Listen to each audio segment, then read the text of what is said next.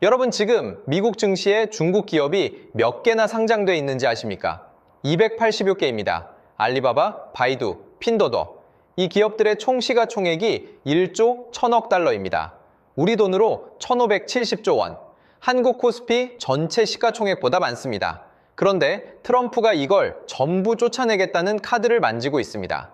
미국 증시에서 중국 기업 286개가 동시에 퇴출되면 무슨 일이 생깁니까? 그리고 그게 한국 주식을 들고 있는 여러분에게 어떻게 연결됩니까? 오늘 이 이야기를 해드리겠습니다. 잠깐 숫자 하나 더 드리겠습니다. 알리바바 시가총액이 얼마인지 아십니까? 2020년 최고점에서 4천억 달러가 넘었습니다. 지금은 많이 내려왔지만 여전히 2천억 달러 규모입니다. 우리 돈으로 280조 원, 삼성전자 시가총액과 비슷한 수준입니다. 이 회사 하나가 미국 증시에서 퇴출되면 어떤 일이 벌어집니까? 알리바바 주식을 들고 있는 전 세계 투자자들이 동시에 팔기 시작합니다. 중국 관련 자산 전체에 매도 신호가 켜집니다. 그 충격파가 아시아 전체 증시로 퍼집니다. 한국 코스피도 예외가 아닙니다. 286개가 동시에 퇴출되면 어떻게 됩니까? 1997년 IMF가 생각납니다. 그건 재난이 아니라 쓰나미입니다. 소름 끼치는 이야기 하나 해드릴게요. 2020년이었습니다. 미국 나스닥에 상장된 중국 커피 체인 루이싱 커피, 스타벅스를 잡겠다며 화려하게 등장했던 회사입니다. 그런데 회계 감사를 하려고 장부를 들여다봤더니 구멍이 숭숭 뚫려 있었습니다. 매출의 절반 가까이가 조작된 숫자였습니다. 미국 투자자들이 넣은 돈이 연기처럼 사라졌습니다. 주가는 하루 만에 80% 폭락했습니다. 그때 피해를 본 건 중국 기업만이 아니었습니다. 그 주식을 샀던 미국 개인 투자자들이었습니다. 이 사건 이후 미국 의회가 법을 만들었습니다. 외국 회사 문책법, 영어로 HFCAA. 미국 감사기관이 외국 기업 장부를 검사하지 못하면 2년 연속되면 퇴출. 이게 지금 중국 기업들의 목을 조르는 법입니다. 그런데 여기서 문제가 있습니다. 중국 정부가 장부 공개는 국가안보에 해당한다며 감사를 맡고 있습니다. 미국 감사기관이 들어오지 못하게 하는 겁니다. 이게 말이 됩니까? 미국 증시에서 미국 투자자 돈을 받아가면서 장부는 못 보여준다는 겁니까? 트럼프가 지금 이 빌미를 주고 있습니다. 미국도 손해를 보는 구조인데 왜 이 카드를 꺼낸 겁니까? 계산이 있습니다. 중국 기업들이 미국 증시에서 퇴출되면 그 자리에 미국 기업들이 채웁니다. 엔비디아, 애플, 마이크로소프트. 미국 증시의 돈이 중국 기업에서 미국 기업으로 이동합니다. 미국 투자자들 전체로 보면 손해가 아닐 수 있습니다. 거기에 협상 효과가 있습니다. 중국이 이 카드를 두려워하면 협상 테이블에서 더 많이 양보합니다. 미국이 원하는 걸 얻어내면 카드를 거둡니다. 트럼프 입장에서는 꺼내는 것만으로도 이미 득을 보는 카드입니다. 꺼냈다는 사실 자체가 중국을 압박합니다. 실제로 실행 안 해도 효과가 있습니다. 그래서 지금 이 카드가 테이블 위에 올라와 있는 겁니다. 그런데 여기서 뉴스가 절대 말해주지 않는 게 있습니다. 트럼프가 진짜 중국 기업을 쫓아내고 싶어서 이 카드를 만지는 게 아닐 수 있습니다. 재무장관 스콧 베선트가 이렇게 말했습니다. 모든 게 테이블 위에 있다. 트럼프 측근 케빈 오리어리는 더 직접적으로 말했습니다. 중국이 협상 테이블로 오도록 압박하는 데 도움이 될 것이다. 보이십니까?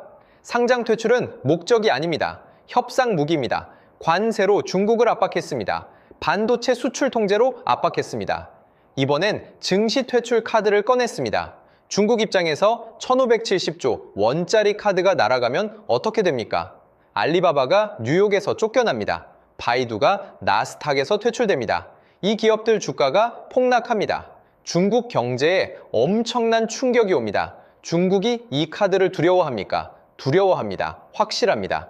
그래서 트럼프가 이 카드를 만지는 겁니다. 그러면 실제로 어떻게 쫓아낼 수 있습니까? 방법이 세 가지입니다. 하나씩 설명드리겠습니다. 첫 번째, 외국 회사 문책법 적용입니다. 이미 법이 만들어져 있습니다. 미국 감사기관인 PCAO, 비가 기업 장부를 2년 연속 검사하지 못하면 퇴출. 바이든 정부 때 중국이 2022년 잠깐 검사를 허용했습니다. 그런데 최근 다시 막기 시작했다는 보도가 나오고 있습니다. 트럼프가 이 법을 엄격하게 적용하겠다고 나서면 중국 기업들에게 즉각적인 퇴출 위협이 됩니다. 두 번째, 행정명령입니다.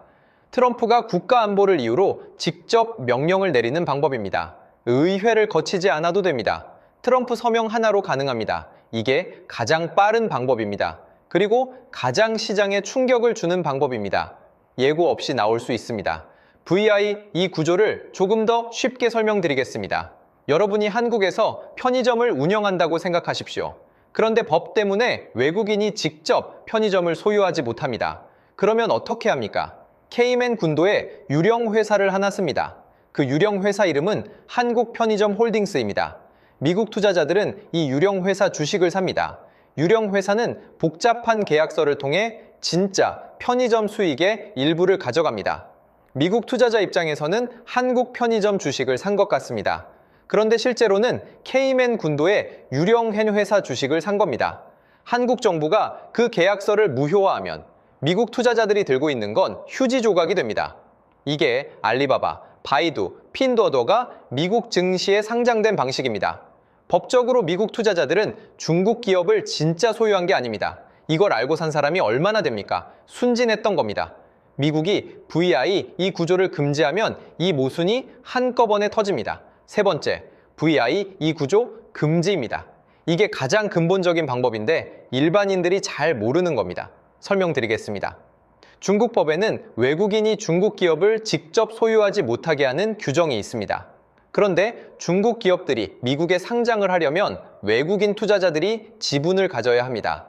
이 모순을 해결하기 위해 만든 꼼수가 VA 이 구조입니다. 가변이 익실체라고 합니다. 쉽게 설명드리겠습니다.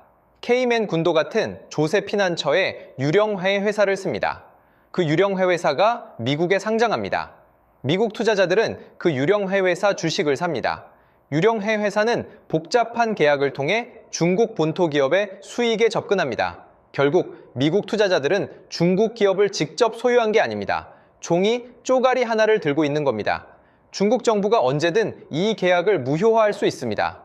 이 VI, 이 구조를 미국이 금지하면 알리바바, 바이두 같은 중국 빅테크들이 미국 증시에 상장한 근거 자체가 사라집니다. 이 세 가지 중 하나만 실행해도 1570조 원짜리 시장이 흔들립니다. 세 개가 동시에 작동하면 어떻게 됩니까? 상상하기도 싫습니다. 그런데 여기서 더 소름 끼치는 이야기가 있습니다. 중국 기업들은 이미 준비하고 있습니다. 알리바바는 홍콩 증시에도 상장돼 있습니다. 바이두도 홍콩 이중 상장을 완료했습니다. 미국에서 쫓겨나도 홍콩으로 옮기면 된다는 구도입니다. 그런데 홍콩 증시의 유동성은 미국 증시의 10분의 1 수준입니다.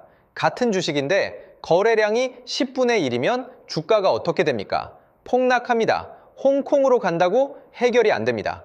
그래서 중국 기업들이 두려워하는 겁니다. 그리고 또 하나, 미국 퇴출이 시작되면 중국 본토 증시에 돈이 몰릴 수 있습니다.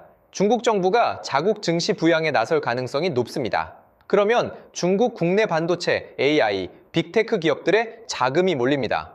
화웨이, SMIC, 바이트댄스. 이 기업들이 성장하면 장기적으로 한국 기업들의 경쟁 상대가 커지는 겁니다. 당장의 문제가 아닌 것처럼 보이지만 이 방향은 지금 만들어지고 있습니다. 그러면 이게 실제로 일어납니까? 여기서 냉정하게 봐야 합니다. 트럼프가 진짜로 286개의 기업을 전부 퇴출시킬 가능성은 높지 않습니다. 이유가 있습니다. 첫째, 미국 투자자들도 피해를 봅니다. 알리바바 주식을 들고 있는 미국 연금 펀드가 있습니다. 미국 개인 투자자들이 들고 있는 중국 주식이 있습니다. 전부 퇴출시키면 이 사람들도 손해를 봅니다. 트럼프가 자기 지지자들의 투자 손실을 만들고 싶지 않습니다. 둘째, 중국도 보복카드가 있습니다. 미국 기업들이 중국에서 영업하고 있습니다. 애플, 테슬라, 스타벅스. 중국이 이 기업들을 건드리면 미국도 아픕니다. 셋째, 이건 협상카드입니다. 실제로 쓰면 카드가 없어집니다. 협상 테이블에서 써먹어야 하기 때문에 쉽게 실행하지 않습니다. 그러면 아무 일도 안 일어납니까? 그렇지도 않습니다. 부분 퇴출 가능성이 있습니다. 회계장부를 끝까지 안 보여주는 기업들, 군사 관련 기업으로 의심받는 중국어 회사들, 이 회사들부터 퇴출 절차를 밟을 수 있습니다. 그리고 협상 결과에 따라 달라집니다. 중국이 무역 협상에서 미국이 원하는 것들을 들어주면 이 카드를 뒤로 집어넣습니다. 중국이 버티면 카드를 꺼냅니다. 지금은 카드를 테이블 위에 올려놓은 상태입니다. 집어들진 않았습니다. 그런데 언제 집어들어도 이상하지 않습니다. 여기서 여러분한테 솔직하게 물어보겠습니다. 지금 여러분 포트폴리오에 중국 관련 자산이 있습니까? 중국 ETF, 홍콩 H주, 중국 관련 펀드 있으시다면 지금 이 상황을 심각하게 보셔야 합니다. 미중 갈등은 2018년부터 시작됐고 지금까지 해결된 게 없습니다. 오히려 격화되고 있습니다. 관세에서 반도체 수출 통제, 이번엔 증시 퇴출까지 방향이 어디로 가고 있는지 보입니다. 중국 관련 자산의 비중을 점검하십시오. 그리고 이 리스크가 포트폴리오 안에서 어떤 위치를 차지하는지 확인하십시오. 반대로 이 상황을 기회로 읽는 시각도 있습니다. 중국 기업들이 미국에서 쫓겨나고 홍콩으로 밀리면 그 자리에 누가 들어옵니까? 미국과 사이가 좋은 나라의 기업들이 들어올 수 있습니다. 한국 기업들이 그 자리를 노릴 수 있습니다. 지금 당장은 아니지만 이 방향으로 시장이 재편될 가능성이 있습니다. 그러면 이게 나와 무슨 상관입니까? 세 가지입니다. 첫째, 코스피입니다. 중국 기업 퇴출 가능성이 불거지면 글로벌 시장에서 위험 자산 기피가 일어납니다. 중국 주식이 흔들리면 아시아 신흥국 전체가 영향을 받습니다. 외국인이 아시아 주식 비중을 줄일 때 한국도 같이 맞습니다. 이미 코스피는 외국인 매도에 취약한 구조입니다. 이란 전쟁에 미중 갈등 격화까지 더해지면 외국인 이탈이 가속됩니다. 둘째, 반도체입니다. 중국 기업들이 미국 증시에서 쫓겨나면 중국 본토 증시로 유턴합니다. 중국이 자국 증시를 강화하려면 반도체 자립도를 높여야 합니다. 화웨이, SMIC 같은 중국 반도체 기업에 투자가 몰립니다. 이게 장기적으로 삼성전자와 SK하이닉스의 경쟁 상대를 키우는 방향으로 작용할 수 있습니다. 당장은 아닙니다. 그런데 5년, 10년 뒤를 보면 이 그림이 보입니다. 셋째, 달러입니다. 미중 갈등이 격화될수록 글로벌 자금이 달러로 몰립니다. 위험 회피 심리가 커질수록 달러가 강해집니다. 달러가 강해지면 원화가 약해집니다. 환율이 오릅니다. 지금 이미 1,500원 근처인데 이 재료까지 더해지면 방향이 어디로 가겠습니까? 그러면 지금 어떻게 봐야 합니까? 협상 타임라인을 주시하십시오. 트럼프는 지금 여러 개의 카드를 동시에 올려놓고 중국을 압박하고 있습니다. 관세, 반도체 수출 통제, 증시 퇴출, 이 세 가지를 전부 실행하는 건 미국도 부담입니다. 그러니 협상이 진행됩니다. 협상에서 중국이 어떤 양보를 하느냐에 따라 이 카드들의 실행 여부가 결정됩니다. 중국이 미국산 제품 수입을 늘리고 위안화 절상을 허용하고 기술 탈취를 줄이겠다고 나오면 트럼프는 증시 퇴출 카드를 다시 집어넣을 수 있습니다. 반대로 중국이 강하게 버티면 카드를 꺼냅니다. 그 순간 시장이 흔들립니다. 이걸 모르고 있으면 그냥 당합니다. 알고 있으면 준비할 수 있습니다. 달러 분산 보유. 수출 기업 중에서도 중국 매출 비중이 낮은 기업 선별. 협상 뉴스가 나올 때마다 포지션 점검. 이게 지금 개인 투자자가 할 수 있는 가장 현명한 대응입니다. 잠깐, 한국 기업 중에서 이 상황의 직접 피해자가 될 수 있는 곳도 있습니다. 중국 매출 비중이 높은 기업들입니다. 미중 갈등이 격화되면 중국 소비자들이 한국 브랜드를 배척할 수 있습니다. 사드 사태 때 한한령을 기억하십니까? 롯데가 중국에서 어떻게 됐는지 기억하십니까? 그 상황이 다시 올 수 있습니다. 반대로 중국 매출 비중이 낮고 미국 매출 비중이 높은 수출 기업들은 미중 갈등이 격화될수록 상대적으로 유리해집니다. 미국이 중국 기업을 밀어내는 자리에 한국 기업이 들어갈 기회가 생깁니다. 삼성전자, SK하이닉스, 한국 방산 기업들이 그 자리를 노릴 수 있습니다. 어떤 기업에 투자하고 있느냐에 따라 이 상황이 기회가 되기도 하고 위기가 되기도 합니다. 마지막으로 한 가지만 드리겠습니다. 트럼프의 이 카드가 실제로 실행될 때와 실행되지 않을 때, 두 경우 모두 한국에 영향을 줍니다. 실행되면 글로벌 시장이 흔들리고 코스피가 압박받습니다. 실행 안 되면 미중이 협상 타결에 가까워진다는 신호입니다. 그 순간 글로벌 자금이 위험 자산으로 돌아옵니다. 외국인이 다시 한국 주식을 사러 들어올 수 있습니다. 공포만 볼 게 아닙니다. 반대 시나리오도 같이 준비하는 게 맞습니다. 1570조 원짜리 게임이 지금 시작됐습니다. 이 게임의 결과가 여러분 통장에 영향을 줍니다. 모르면 당합니다. 알면 버티고 더 나아가 기회로 만듭니다. 트럼프가 다음 카드를 언제 꺼낼지 모릅니다. 협상이 타결되면 시장의 안도 랠리를 탑니다. 퇴출이 실행되면 글로벌 시장이 흔들립니다. 이 두 방향 모두에 대비하는 것, 그게 지금 여러분이 반드시 해야 할 일입니다. 이 채널에서 미중 갈등 흐름과 협상 결과를 계속 짚어드리겠습니다. 다음 영상에서는 미중 갈등 속에서 살아남는 한국 기업 구별법을 다루겠습니다. 구독 안 하시면 그 영상 못 보십니다. 구독과 좋아요 부탁드립니다. 감사합니다.